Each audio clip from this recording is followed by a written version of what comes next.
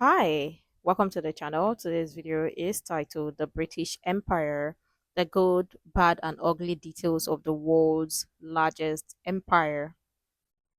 Interesting. We're going to check this video together and all of your thoughts and your contribution in the comments below. Let's dive right in. Hello everybody, welcome back to another Mega Projects video. This one's all about the British Empire. A video where I'm going to have to be very, very careful. And this video is brought to you by Surfshark. Safety and security online are critically important, and you can protect yourself online with Surfshark. Okay. That looks like an ad. Oh, oh, oh, oh, okay. Wait, all of these, are these still an ad? Oh. Said to be the empire on which the sun never set, the British Empire at its peak covered an Let extraordinary me take it back. Sorry. this video.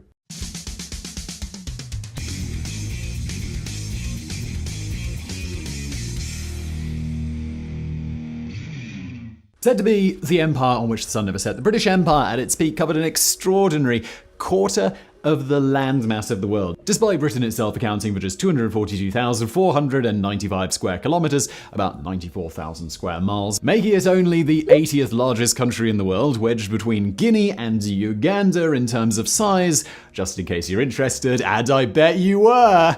By 1913, the British Empire included some 412 million people scattered across 7 different continents, and the two world wars of the 20th century saw soldiers drawn from all corners of the globe to fight under the British banner. The scale of the British Empire was astonishing, and the fact that such a small island was able to exert so much control over so much land is a feat that may never be achieved again. But of course, this is a story that is far darker than mere nostalgic triumph. The tale of the British Empire is one that was often built upon the pain, suffering, and death of those that it sought to subjugate. The grand empire that expanded out from London may have reached new heights in terms of size, technological advancement, trade, and exploration, but it usually came at a painful cost, with effects that are still felt today. We're not going to sugarcoat the British Empire today, but equally so, we're not going to present you with 20 minutes worth of colonial horror, although we probably could. This is a topic that has become decidedly dicey to discuss in recent years, but avoiding talk about history rarely gets us anywhere. The story of the rise of the British Empire is both horrifying and fascinating, so let's get into it. Exactly. Avoiding talking about the things or history rarely gets us anywhere. And that's just it. That's why sometimes I say, like, regardless, just check history on a neutral basis. Because I see like lots of people be like, oh, they want to check history because to counter the experience or counter it. You can't change history. History happened, right? You can't change it. But you can learn for the greater good and understand that sometimes. And again, I'm still going to say that we are the luckiest generation to ever live because we never experienced whatever happened in history, the bad things most especially, because people go to check history and only take the bad things. But good and bad also happened. And I love that this video emphasis is about the good, bad, and the ugly, right? So people need to understand that, yeah, while you're also thinking about the bad things, also remember that there were good things too that also happened. And most times the good things would outweigh the bad, but people would only focus on the bad, which doesn't make any sense, right? Empires, okay? If we've learned anything about history, it's that empires rise and fall with a surprisingly regular pattern. Some last for decades, while others stretch to more than 1,000 years. But eventually, they all fall. The Pandian Empire is generally regarded as the longest lasting empire in history, clocking up an impressive 1,850 years. Wow. Now, if you're scratching your head right now wondering why on earth you've never heard of the Pandian Empire, well, that just reiterates my first point, and if you have heard of it, Well done, you big brain. For those of you who don't know it, this empire was in southern India from around the 5th century AD. Now, if we're talking about size, then it's hard to look past the subject of our video today, because the British Empire eventually covered 35.5 million square kilometers, or close to 14,000 square miles. But if you're interested in the largest contiguous empire in history, and again, I'm absolutely certain you are, because who isn't, then we could talk about the second on this list, the Mongol Empire, which reached its peak in 1270 AD and covered 24 million square kilometers. That's 9.27 million square miles. That's 2.5 times the size of the US, by the way. Wow. They also butchered their way to success across the empire, killing maybe as many as 40 million people in the process. But, well, that's a story for another day. Indeed, a story we could well cover here on Mega Projects. Probably if this video does well, we will. Oh, bitch. Obviously, I look forward to checking those videos, right? I've never heard of the Pangian Empire. I think I might have seen maybe a video title that I wrote about the Mongol Empire. But have I checked the video? No, I haven't. But this makes total sense, because what we get to hear most of the time is Roman Empire, British Empire. I think there was also Ottoman Empire. There was also one other one. There are some other empires that I'm trying to remember in my head. But again, we just hear about a few. That's why I say, like, in terms of history, there are a lot of things that happen, and it's not conditioned to just a particular group or one particular group, right? Lots of things happened, and no matter how you look at it, there are good, bad. There are good things, there were bad things as well, right? But okay.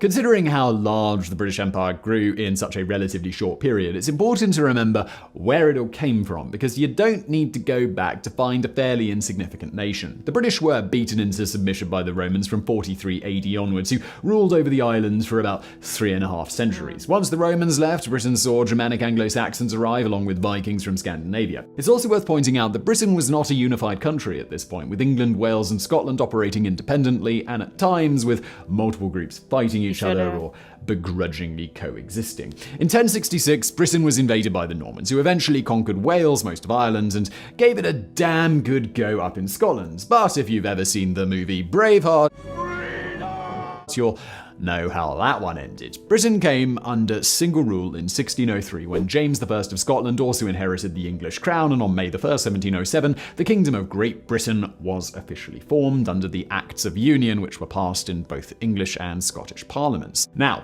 I've definitely skipped over a few interesting things there, most notably the near constant bickering and conflict with the French and the fairly vicious civil war that tore the country apart between 1642 and 1651. So during the late 15th and early 16th century, Britain was hardly a major player on the world stage, and in fact it was just one of several European nations that would eventually compete for global supremacy. Most notably was Spain, who was already dominating South America, and Portugal, and had trading posts around the world. Holland, who were busy setting up colonies in Asia, South America, and Africa, and of course the French, who began exploring and colonizing what is today Canada in 1534. Interesting. And you know, like, lots of times when we check history, lots of people don't even talk about some other countries. Lots of people only talk about Britain. We don't hear people talk about the French, or France, or Spain, or Netherlands, Holland, right? Lots of people don't talk about it. Why? Okay, early colonies. My point is that Britain's place as would-be rulers of large swaths of the world was far from set at this point. In fact, if you had to place a bet on it by the end of the 15th century, you probably wouldn't have backed Britain. And what better foundation to build an empire on than piracy? That's right, considering how snooty we became over the coming centuries, it is somewhat ironic that it all began with Elizabeth I authorizing ships to intercept and plunder Spanish and Portuguese ships returning from America laden with treasure. When you think about Britain's first colony, you might be slightly surprised to find that it was much closer to home than some far-flung exotic location that would eventually make up the British Empire. Between the 1550s and 1620s, Britain began colonizing parts of Ireland, which essentially involved kicking the native Irish off their land and replacing them with British settlers. 400 years later, and we're still experiencing the sectarian hate that sprouted from these British colonies. The first colony established further afield was the Roanoke colony in what is present-day South Carolina in 1585. Things didn't exactly go well here, and after a delayed return, it was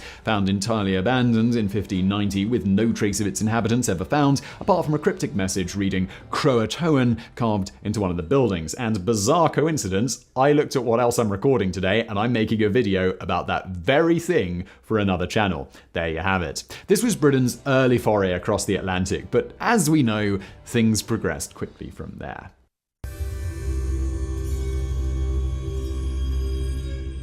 While they may have attempted to stake their claim in what would be the continental US quite early, it was the Caribbean that really held more interest to the British. Colonies in St. Lucia and Grenada were established in 1605 and 1609 respectively, but both collapsed quickly in the face of incessant pressure from the local populations. Things went better for the British in St. Kitts in 1624, Barbados in 1627, and Nevis in 1628, where Britain was able to establish sugar plantations in the same mold as the Portuguese in Brazil. This was followed by the annexation of Jamaica from the Spanish in 1655 and the colonization of Barbados in 1666. Further north, the first proper colony in what is now the United States was Jamestown in Virginia in 1607, and if you want to know more about that particular colony, we've already covered it here on Mega Project, so why not take a look at that video after this one, where hey, things spread quickly from there, with several religious groups escaping persecution, along with others simply looking for the ultimate new start, arriving in the New World over the coming years, and the eventual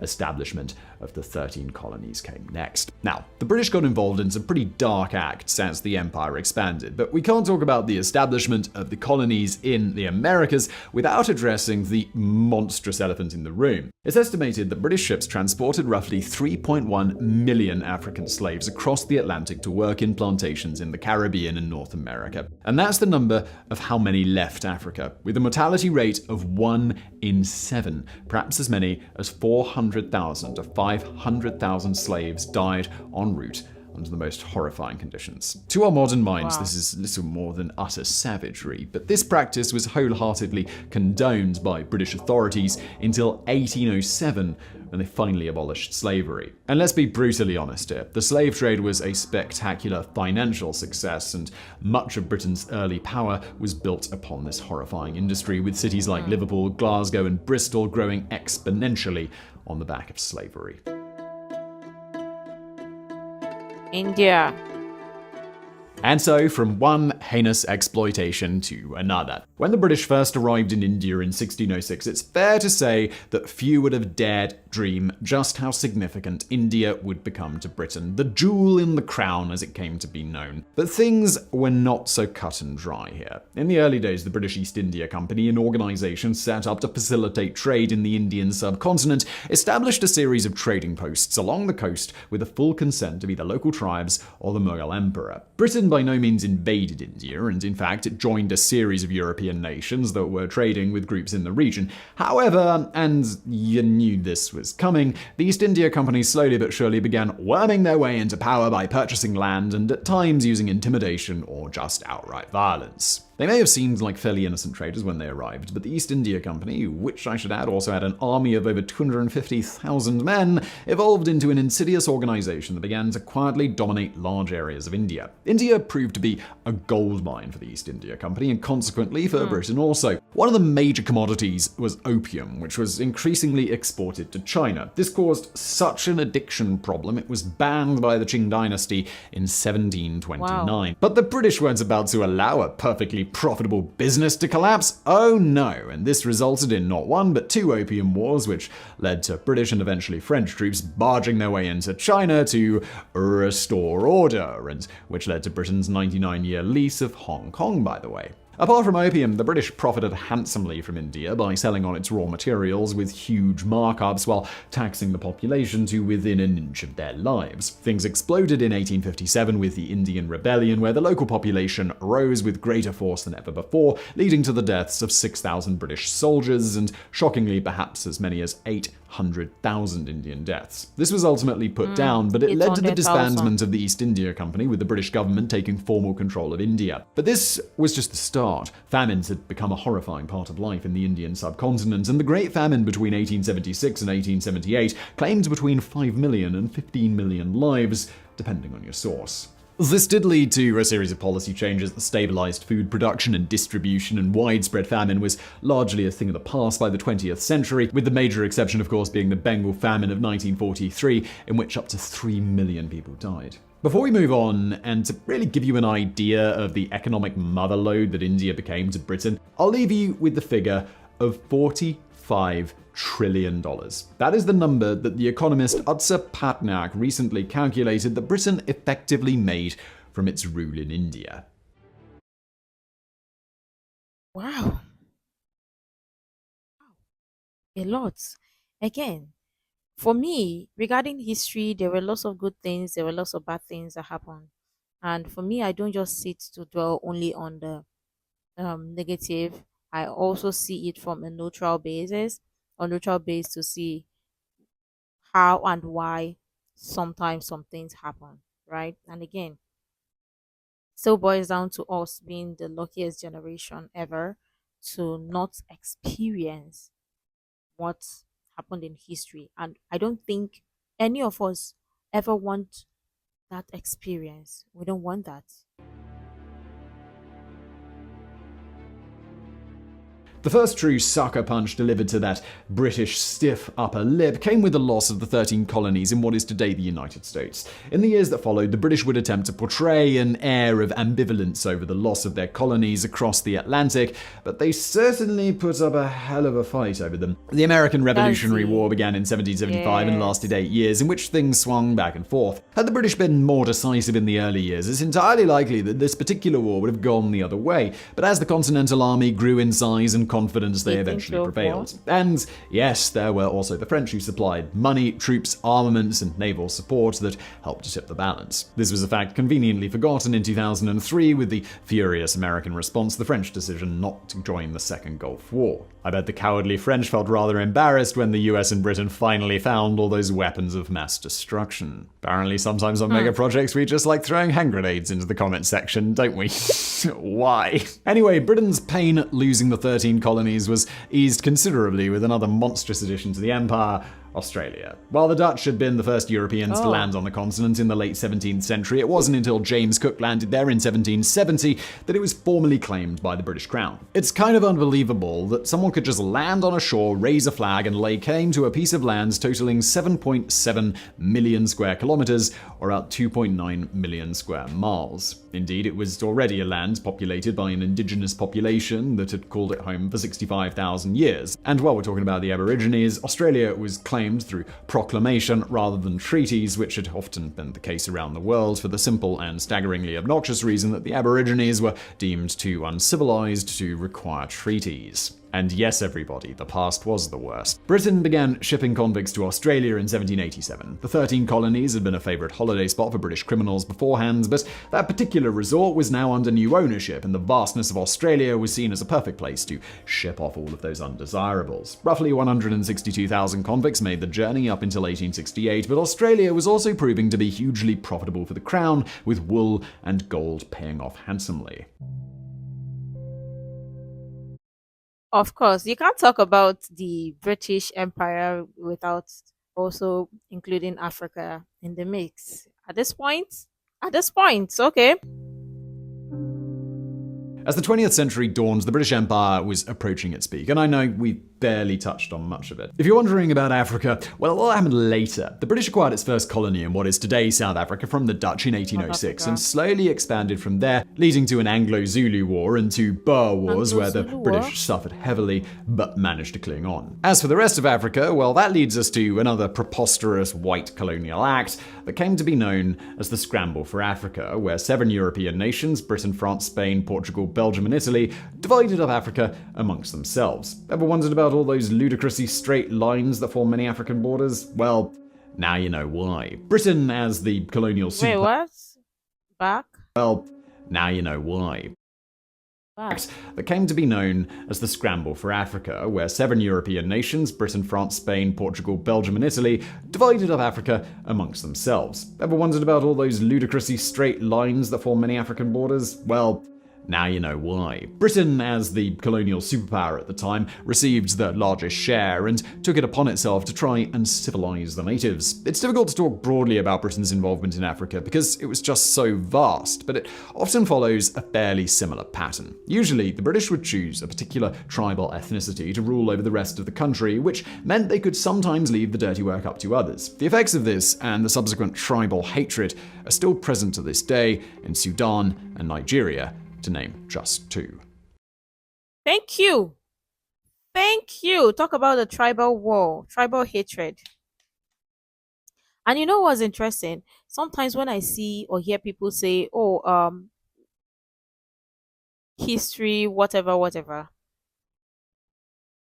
If you go to some African countries, you understand that some Africans don't. Many, in fact, many Africans don't like the other Africans, and sometimes some people still try to blame the British Empire or blame the white man. But look at it today. Look at the things around you. And I'm just saying this from a place of honesty, right? Look around you. Do you see the British man around you? Of course, no. You see your fellow person that looks like you, speaks the same language as you, but you hate the person. You don't like the person because the both of you don't speak the same language, right? Whatever happened, that's why I say learn history for the good, for your own sake, for your own self. Because people be like, oh well, it was as a result of what happened 50 years ago, 70 years ago. Hello.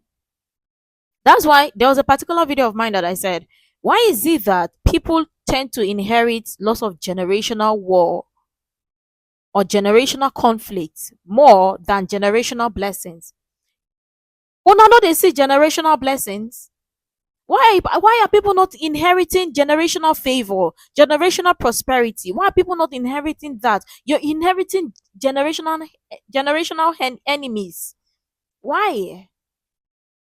And it makes no sense. You're fighting a battle that you have no idea of. You were told that this was this. Oh, you should not cross this place. This person did my grandfather something. So we are fighting. That's your grandfather's war. Your grandfather that have died. Nothing concern your grandfather now and you now. So therefore, why are you still holding on to your grandfather's battle that have died? You're fighting a battle that, and that's how you pass it down to the next generation to say, okay, continue the legacy. Oh, don't forgive these people. Oh, why are people not inheriting generational prosperity or generational wealth, but more focused on generational hatred, generational war? I'm not a subscriber to that. I'm not. I wouldn't, and I will not be. And I just think that people, that's why I say learn history. So you understand why this happened, what led to this, and see how you're going to move forward instead of inheriting enemies that you can. If they even ask you why or why are you fighting with this person, you have no idea. Or why do you hate this person, you have no idea. Or why do you hate this so much, you've got no idea.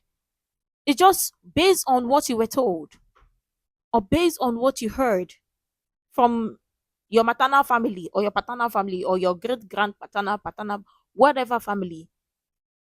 And you think that's good? It's not.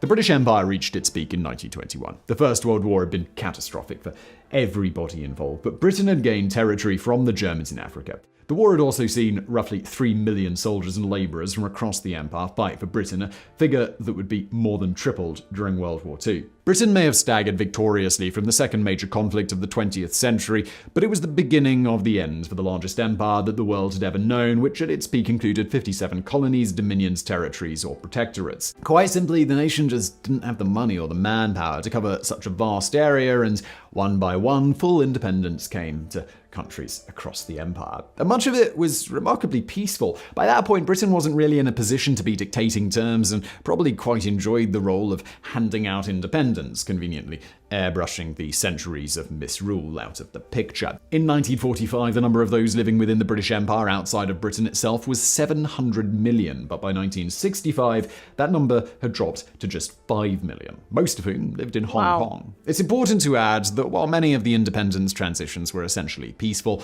what came next often wasn't. One final accusation levelled against the departing British was that they failed to lay the groundwork for independence, and as a result, sometimes years later, things got horrific. In India, the decision to partition the nation, creating a new country, Pakistan, where Muslims could live, led to between 200,000 and 2 million deaths in the subsequent violence, with another 10 to 20 million displaced. Across Africa, countless new democracies emerged from colonization with great hope, only to become embroiled in civil wars that would define the final decades of the 20th century. If British rule could be terrible, the tribal hatred often stoked before independence sometimes led to absolute carnage. Commonwealth. And that nearly brings us to an end of the story for the British Empire, a collection of territories, the dominions that eclipsed all before it. Today, the British Empire is long gone, but it's been replaced by the British Commonwealth, a group of 54 countries spread around the world. This is a voluntary organisation with some fairly vague benefits that include a single unified voice, development assistance, trade and academic links, defence treaties, and so forth. As I mentioned at the start of this video, there's a real darkness surrounding the British Empire that is often conveniently sidestepped. It's a topic that certain British people sometimes feel a little uneasy discussing. But equally so, we've also arrived at a point where people can't stand the idea of talking about anything positive that might have come out of the British Empire, and surely both of those extremes are unhelpful in painting an accurate picture of what really happened. The British were responsible for millions of deaths and misery across the world. It essentially started the slave trade, often destroyed indigenous culture and exploited people in unimaginable ways. So, are there any positives we might be able to glean from the British Empire? Well, maybe a few. Infrastructure is probably the best and safest place to start, as railways, ports, schools, and hospitals were built across the empire that are still in use today, while the introduction of modern technology, healthcare, and education no doubt benefited many around the British Empire. The British were also the first to outlaw, then aggressively police slavery after 1807. Yes, they had started it. Yes, they got to the point where it wasn't particularly profitable anymore, and yes, you can bicker out the reasons behind it all you want, but those are the facts. Nowadays, people want to reduce the British Empire to either being good or bad, which completely misses the point. For a small number of people at the very, very top, the empire was a spectacular success as staggering fortunes were made. We can also say that modern Britain was built upon the scaffolding of the empire, and it's entirely likely that the country wouldn't be what it is today without it. But to parrot that the British Empire was good is plainly ridiculous and probably says a lot about modern delusions that we often see in the First World. Colonialism, whether the British or otherwise, should always be remembered as a dark stain on our history, but one that we can hopefully learn from. The concept of subjecting other people is a human trait that goes back thousands of years, and we're still trying to pick our way through the wreckage of some of the most recent attempts. History can be a dark place to delve into, but not looking back and examining closely is usually even worse. Now, I do hope you've enjoyed this video about the British Empire. As I said at the beginning, we tried to stay balanced and stick to the facts, the good, the bad, and at the times, the ugly. If you did find it interesting, please do hit that like button below. Don't forget to subscribe. Awesome. Thank you for sharing this, because at the end of the day, yeah, for me, I still maintain my ground, and I still stay on my ground to say that learn history for good, learn the reason why something happened, where, who, what, lots of different reasons, right? And you'll uncover that history, whatever you want to look at it, they were good, they were positive, they were negatives as well. And don't just dwell only on the negative outcomes, also on the positives as well. And don't just learn it to push a certain narrative, learn it for your own good, for your own knowledge, right? And it will help you later or help you in the future. But let me know what your thoughts are in the comments below. Make sure to like, comment, share, subscribe, and all that stuff. And until next time, see you in the next video.